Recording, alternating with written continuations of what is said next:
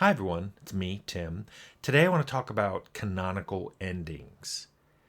And by canonical endings I mean the ending of a game that is considered to be the right ending or the correct ending or the true ending or at the very minimum the ending the developer expected you to have. Now for nonlinear role-playing games, that there's only one ending. Everybody has the exact same experience and then experiences the one ending that there is, and that's the canonical ending.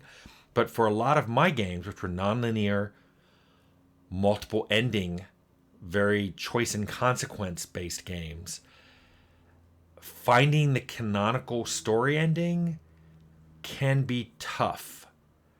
I know when we were making Fallout, the person who was working on the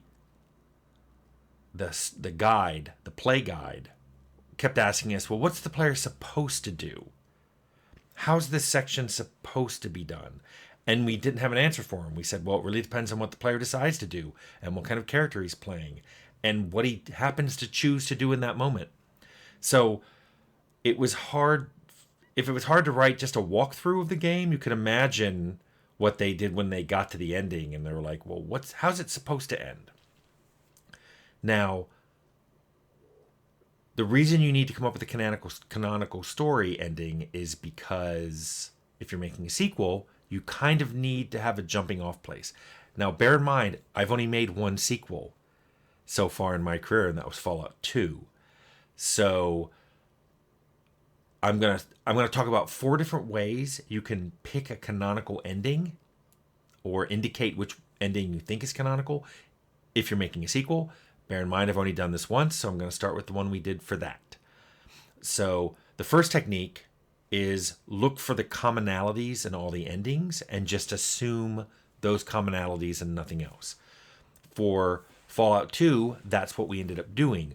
We knew the player had survived, we knew the master and the army had been destroyed, and we knew the player was kicked out of the vault. So, given those elements, and nothing else, because a lot of other things could have been very different. What happened to all the different townships, who lived and who didn't. We assumed for Fallout 2 just those 3 things and then jumped forward. Now, we did assume Tandy had lived because we made her the head of the NCR. So I guess we did one other thing besides that. But the when we moved forward, we basically said, let's not reference too many things that the player did. Just reference things that an area the player probably moved through and had some interaction with. So that's one way. You can look at what the commonalities of all the endings are and make that commonality your canonical ending.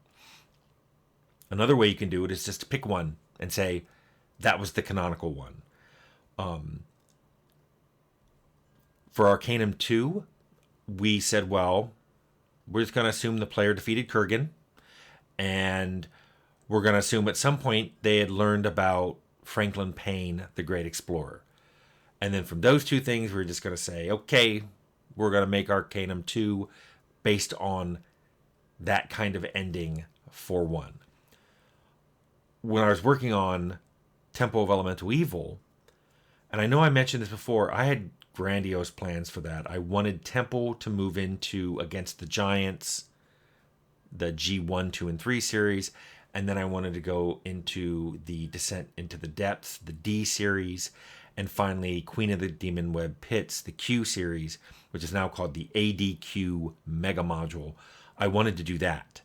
So for Temple 2, going into Against the Giants, we were going to assume the good ending for Temple, the one where you went down to the bottom of the temple, encountered Zugmoy, fought her, and banished her. You didn't join her. You didn't let her join you. You didn't become the ultimate evil yourself. We kind of assumed the good ending, where she was banished.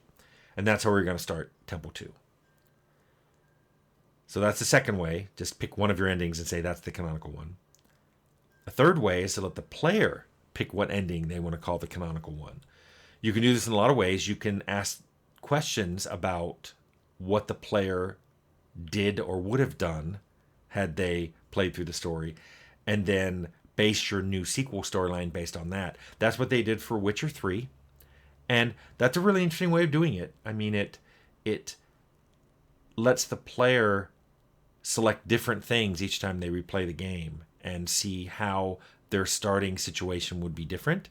In a way, it's a really cool way of doing end slides, but not until you buy the next game, and not with end slides, that you basically pick the conditions and then boom, that's what the world starts like for you.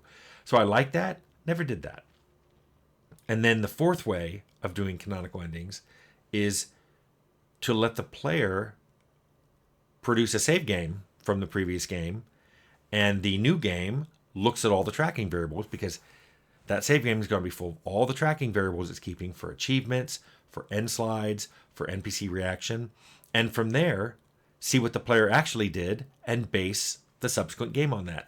I think the Mass Effects did that, which is a pretty cool way of doing it. I've never done that either.